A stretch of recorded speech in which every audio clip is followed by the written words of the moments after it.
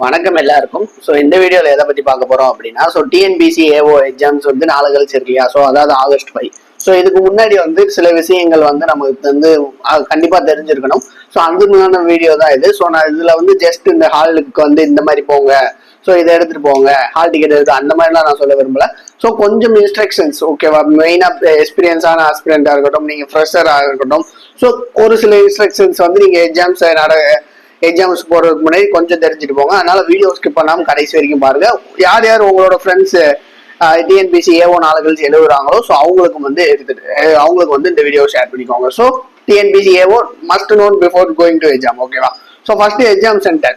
First hall டிக்கெட்டுங்கிறத பாத்தீங்கன்னா ஓகேவா, ஹால் டிக்கெட்டுங்கிறத பாத்தீங்கன்னா 2 எக்ஸாம் இருக்கு உங்களுக்கு. பேப்பர் 1 ஓகேவா, பேப்பர் 1 பேப்பர் 2 ஓகேவா. இந்த பேப்பர் 2 தான் நாளை கழிச்சு எழுத போறீங்க. Agri paper computer based exam ஓகேவா. இந்த பேப்பர் 2 தான் நாளை கழிச்சு எழுத போறீங்க, கம்ப்யூட்டர் பேஸ்டு எக்ஸாம். உங்களுக்கு கம்ப்யூட்டர்ல எக்ஸாம்ஸ் இருக்கும். இது அக்ரி பேப்பர் ஓகேவா. இந்த 2 பேப்பருக்கும் ஒரே ஹால் டிக்கெட் தான் ஓகேவா, ஒரே ஹால் டிக்கெட் தான். அதனால நாளை கழிச்சு பேப்பர் 2 எழுதிட்டு ஹால் டிக்கெட் எங்கேயும் போட்டுறாதீங்க. ஹால் டிக்கெட்டை பத்திரமா வச்சுக்கோங்க. பிகாஸ் பேப்பர் 1க்கு நீங்க அந்த தமிழ் ஜிஎஸ்க்கு சேம் ஹால் டிக்கெட்டை தான் நீங்க எடுத்துட்டு போற மாதிரி இருக்கும். அதனால ஹால் டிக்கெட் ரொம்ப முக்கியம். 2 பேப்பருக்கும் ஒரே ஹால் டிக்கெட் தான். வெனியூ எக்ஸாம் சென்டர் 2 பேப்பருக்கும் தனித்தனியா போட்டிருப்பாங்க. இந்த பேப்பர் 2க்கு எந்த எக்ஸாம் சென்டர், பேப்பர் 1 என்ன எக்ஸாம் சென்டர் அப்படிங்கிறது. ஃபர்ஸ்ட் இங்க டைமிங்ஸ் ரொம்ப முக்கியம் ஓகேவா. பிகாஸ் டிஎன்பிசில இப்ப டைமிங் இந்த டைமுக்கு வரலைன்னா இந்த மாதிரி பெரிய இஷ்யூஸ் எல்லாம் போயிட்டு இருக்கு. அதனால நான் சொல்றேன் பாருங்க, 9:30 AM to 12:30 PM ஓகேவா. இந்த 3 மணி நேரம் தான் எக்ஸாம் உங்களுக்கு. பேப்பர் 1க்கும் இதான், பேப்பர் 2க்கும் இதே சேம் டைமிங் தான். 9:30 to 12:30 PMங்கிறது என்ன அப்படின்னா, 9:30க்கு நீங்க எக்ஸாம் ஸ்டார்ட் பண்ணிடுவீங்க, 12:30க்கு எக்ஸாம் கம்ப்ளீட் பண்ணிடுவீங்க. இந்த 3 ஹவர்ஸ் நீங்க எக்ஸாம் மட்டும் எழுதுவீங்க ஓகேவா. இதுக்கு முன்னாடி 8:30 அப்படிங்கறத ஒன்னு மென்ஷன் பண்ணிருப்பாங்க. அதாவது இந்த 9:30க்கு 1 மணி நேரத்துக்கு முன்னாடி இது ரிப்போர்ட்டிங் டைம் ஓகேவா. இது எதுக்கு மென்ஷன் பண்ணிருக்காங்க அப்படின்னா, நீங்க அந்த எக்ஸாம் சென்டருக்கு உங்களுக்கு அலாட் பண்ண அந்த எக்ஸாம் சென்டருக்கு 1 ஹவருக்கு பிஃபோராவே போகணும். அதாவது 8:30க்கே நீங்க ரிப்போர்ட் பண்ணிடணும் அப்படிங்கறத சொல்லியிருப்பாங்க. இது சம்டைம்ஸ் நம்ம வர்றதுக்கு லேட் ஆகலாம். அதுக்கேற்ற மாதிரி நம்மளோட அரேஞ்ச்மெண்ட்ஸ் இருக்கணும் அப்படிங்கிறதுக்கு தான் இந்த 8:30. பிகாஸ் நீங்க ஹால் அலாட்மெண்ட்டை பார்க்கணும். உங்களோட எக்ஸாம் ஹால் எங்க இருக்கு அப்படிங்கிறத பார்க்கணும். இதனாலதான் 1 மணி நேரத்துக்கு முன்னாடி வர சொல்றது. சப்போஸ் உங்களால முடியல அப்படின்னா உங்களோட கிரேஸ் டைமிங் 9 மணி ஓகேவா. 8:30க்கே நீங்க ரிப்போர்ட் பண்ணிடணும் ஓகேவா, எக்ஸாம் சென்டருக்கு போயிடணும். அப்படி இல்லைன்னா அட்லீஸ்ட் 9 மணிக்குள்ளேயாவது போயிடணும். இந்த 9 மணிக்கு மேல உங்களை விட மாட்டாங்க. நீங்க இப்போ ரீசெண்டா பாத்திருப்பீங்க டிஎன்பிஎஸ்சி குரூப் 4 எக்ஸாம்ஸ்ல எவ்வளவு நடந்தது அப்படிங்கிறது. 9-1 9-2 அப்படி போன பர்சன்ஸ் கேண்டிடேட்ஸை கூட எக்ஸாம் எழுத விடல. பிகாஸ் அவ்வளவு ஸ்ட்ரிக்டா ஆக்கிட்டாங்க. 8:30 to 9 o'clock ஓகேவா. 9 o'clock உள்ள நீங்க எக்ஸாம் சென்டருக்குள்ள போயிடணும் ஓகேவா. பிகாஸ் இந்த 9 to 9:30 சில ரிஜிஸ்ட்ரேஷன் ப்ராசஸ், அட்டண்டன்ஸ் சீட்டு இதெல்லாம் அவங்க சைன் வாங்குவாங்க. இதெல்லாம் ரொம்ப முக்கியமான ஆஸ்பெக்ட். 8:30க்கு போயிடணும், அப்படி இல்லைன்னா 9க்குள்ளேயாச்சும் போயிடணும் ஓகேவா.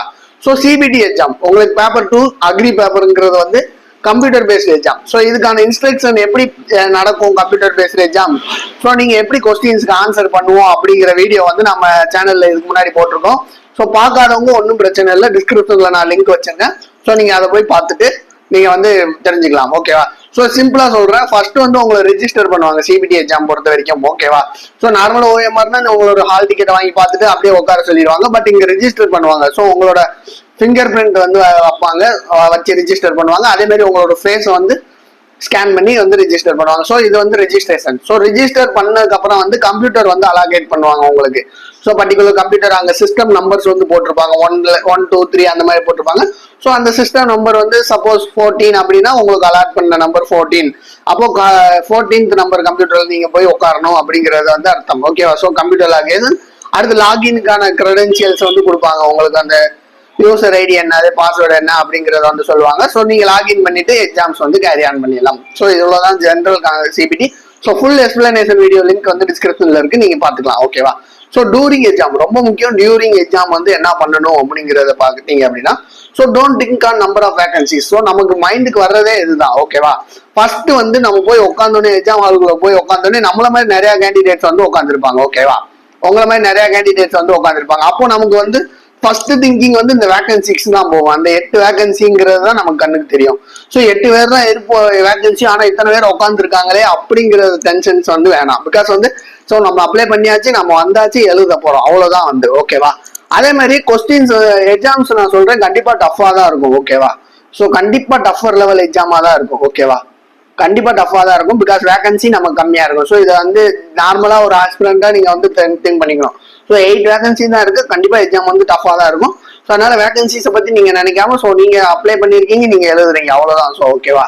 So don't look at other candidates during examination. So அதுதான். ஸோ மற்ற கேண்டிடேட் நல்லா எழுதிட்டு இருப்பீங்க, நல்லா ஆன்சர் பண்ணிட்டு இருப்பீங்க கொஸ்டின்ஸ். சடனா நீங்க பக்கத்துல பாத்தீங்கன்னா ஒரு கேண்டிடேட் வந்து ஸோ வேற மாதிரி ஏதாச்சும் பண்ணிட்டு இருப்பாரு. ஸோ சம்ஸ் எல்லாம் போட்டுட்டு இருப்பாரு, சும்மா எதையாச்சும் வந்து ஃப்ளோ சார்ட் வரைஞ்சிட்டு இருப்பாரு. அதெல்லாம் வந்து பாத்தீங்கன்னாலே நமக்கு இன்னும் ப்ரெஷர் ஆயிரும். ஸோ அதனால வந்து நீங்க ப்ரிப்பேர் பண்ணது வந்து உங்களுக்கு தான் தெரியும். ஸோ நீங்க வந்து மற்ற யாரையும் வந்து பார்க்கணும் அப்படிங்கிற அவசியம் இல்லை.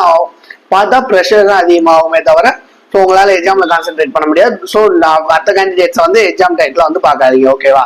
Feel free to ask any doubts about CBT related doubts and invigilator ஓகேவா. ஸோ இந்த கம்ப்யூட்டர் பேஸ்ட் எக்ஸாமினேஷன் ஸோ நம்ம அந்த வீடியோ உங்களுக்கு அங்க போய் சந்தேகங்கள் வந்தா ஸோ ஃபீல் இன்விஜிலேட்டர் தான் கேளுங்க தாராளமா. பிகாஸ் வந்து ஏன்னா நம்ம உங்களுக்கு எக்ஸாம்ஸ் கண்டக்ட் பண்ணதான் அவங்க இருக்காங்க. ஸோ எப்படி லாகின் பண்ணணும், ஸோ என்ன பண்ணணும் அப்படிங்கிறத கேளுங்க. ஸோ அவங்க கண்டிப்பா வந்து ஆன்சர் பண்ணதான் செய்வாங்க.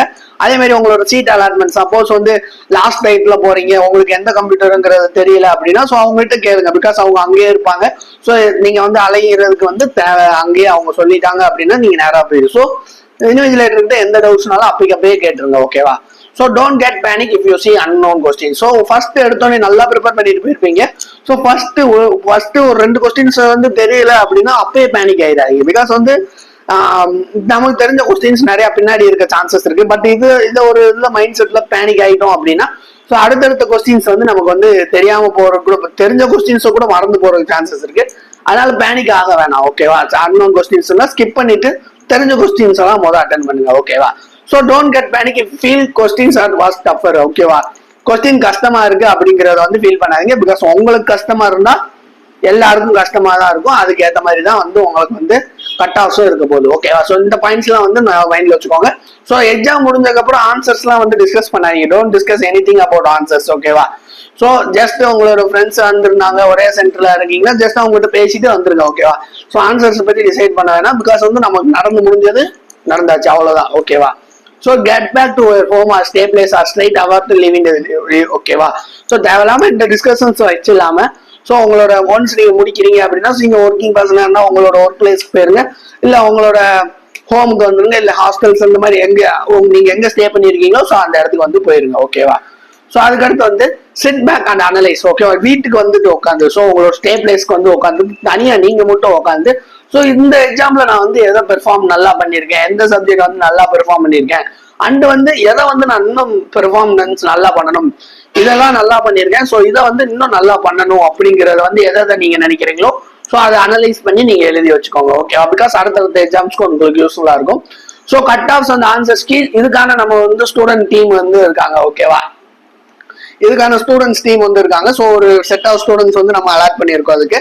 ஸோ நம்மளோட இதுல இருந்தேவும் ஸோ அவங்க வந்து ஆன்சர் கொஸ்டின்ஸோட லெவல், ஸோ எந்த மாதிரி கொஸ்டின்ஸ் வந்துச்சு, எந்த சப்ஜெக்ட்ல இருந்து எவ்வளவு கொஸ்டின்ஸ் வந்துச்சு, இதெல்லாம் வந்து அவங்க வந்து ப்ரிப்பேர் பண்ணிட்டு வருவாங்க. ஸோ அது மூலயமா வந்து எக்ஸாமோட லெவல் எப்படி, கட் ஆஃப் எப்படி வரும் அப்படிங்கிற டீடைல்ஸ்லாம் வந்து அதை பற்றின வீடியோஸ் வந்து கூடிய சீக்கிரத்துல போடுவோம். ஸோ அதே மாதிரி வந்து நம்மளோட ரிவிஷன் மாரத்தான் பார்க்காதவங்க வந்து டிஸ்கிரிப்ஷன்ல லிங்க் வச்சிருக்கேன். ஸோ அதையும் வந்து நீங்க பாத்துக்கலாம். ஸோ வேற எதுவும் டவுட்ஸ் இருந்தது அப்படின்னா கமெண்ட் செக்ஷன்ல வந்து மென்ஷன் பண்ணுங்க. ஸோ அடுத்தடுத்த வீடியோல பார்க்கலாம்.